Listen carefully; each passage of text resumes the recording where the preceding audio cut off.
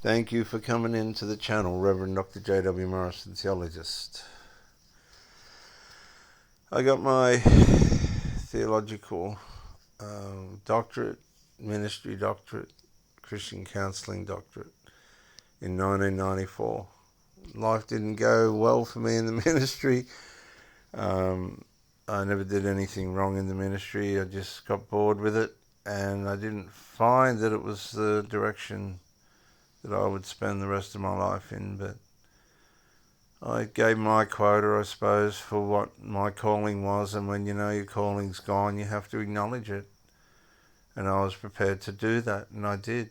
I realised that the prison work and the street work had come to its point where I was no longer of any use. I had a family and 5 children. I needed to focus on that. All too late, I suppose, as she went with another man, and that all disintegrated.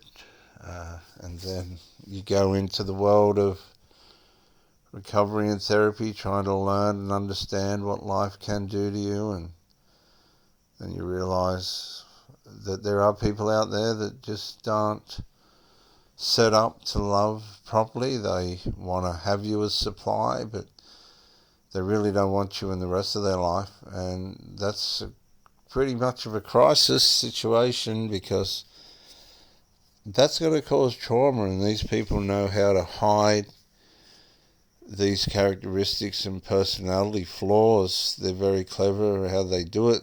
I think they're so clever, some of them would just not know that they're doing it. They just have lived lives and decades of their life this way with people that have accepted it. They haven't been challenged, and it becomes a way of life. And they live a split life. They live a life where they're hiding trouble on their side and trying to work out how that trouble conflicts with their relationship. So they're constantly in damage control. Many of you will be wondering, is my ex happier with their new partner? I'd say that depends how much you're playing on their mind. But as time goes by and commitments shift and transition to the new relationship, regardless, because this is what people are like. They follow the person that they're with at the time. You might be in the back of their mind somewhere, but they have to follow the person they're with. That's human nature. To try and get the most out of that person, and to try and produce the most with that person that the relationship possibly can. Now, whether that's legit or not, whether that's the right thing to do or not, that's what happens, and that's what the problem is in the bigger part of the relationship side of our communities. Excuse me. I've had tremendous relationships where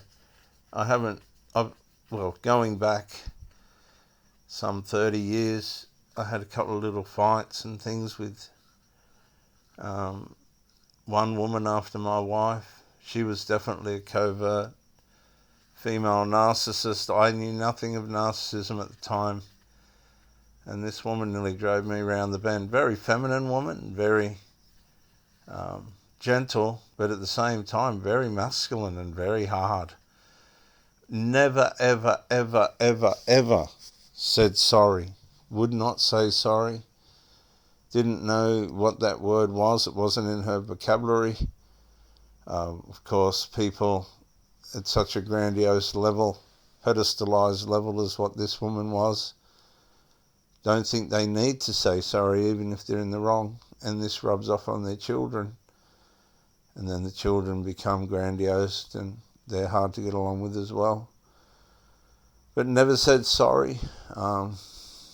Was very asexual, very into herself. I wouldn't say necessarily with all respect and with all sensitivity, that she was a crazy masturbator or anything like that. She was just into herself. She was just lost in what she saw happening for her next. That doesn't mean she wasn't happy with who I was and what role I played and all that. She just needed to and was determined to get on with what she wanted to do next with her son. And I learnt this lesson some 30 years ago, that there's female covert narcissists that will use you for supply. Like, I'd be at work and she'd ring me up at lunchtime. I'm just getting into bed. Would you be able to come and service me? And I'm looking at it from a girlfriend's perspective. I was with this woman for 8 years or something. I'm looking at it as, well, this is my girlfriend. I'm just around the corner. Yeah, well, I'll sort this out. And these sorts of things that happen all the time. And then I'm thinking, hang on a minute, am I just some kind of convenience? Like, I could see the excitement and everything in it, but no.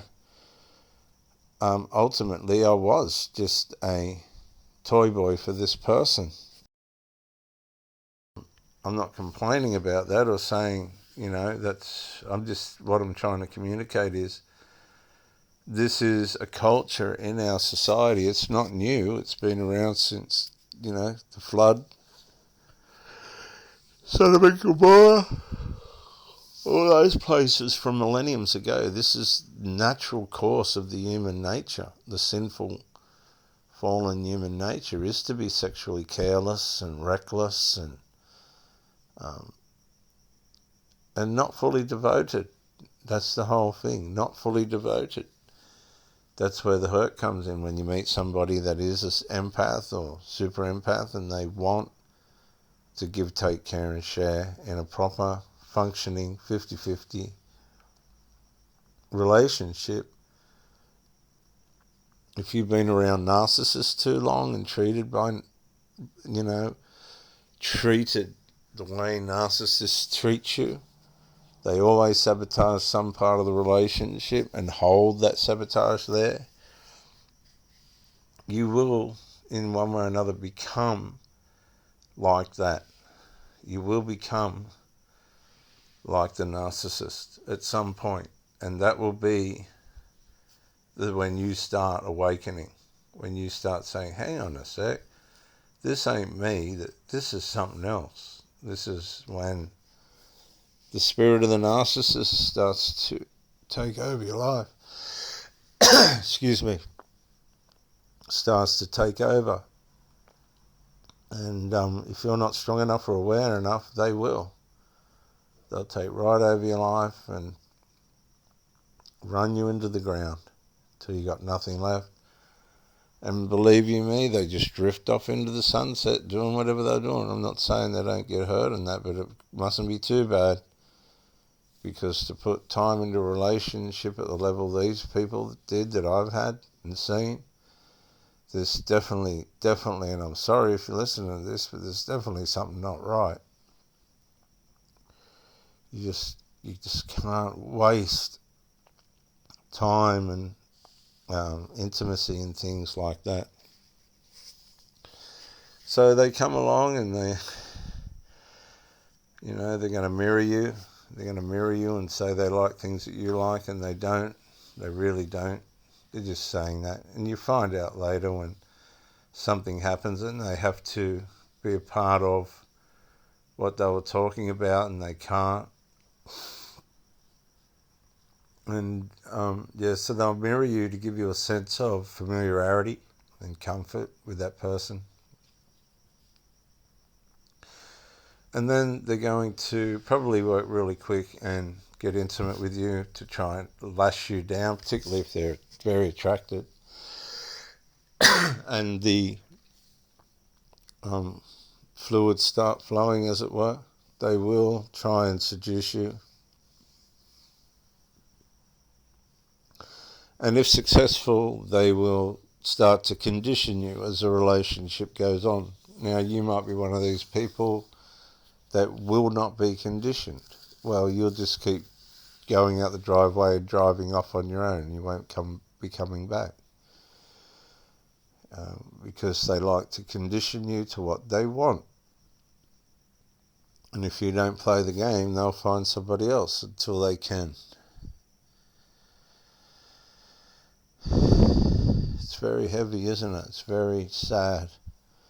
Particularly when you've been on the end of it for 2 years straight.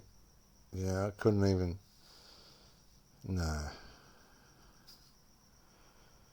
Couldn't even interact with these people. Could with the older ones, but not the younger ones. Some of you might be in relationships where there's conflict with your partner's children, tremendous conflict, or you're sensing some kind of strange closeness between your partner's children and your partner. I encourage you to look up videos on a subject that's called covert emotional incest. Covert emotional incest. And you will not be disappointed. I promise you. Look up covert emotional incest, the subject, and don't get too hooked in, don't go down the rabbit hole, but it's a tremendous subject to learn. It's set so many people free who have found out that it can be named. I'm Reverend Dr. J.W. Morrison, theologist, Central Coast, New South Wales, Australia. Thank you for joining me, and bye for now.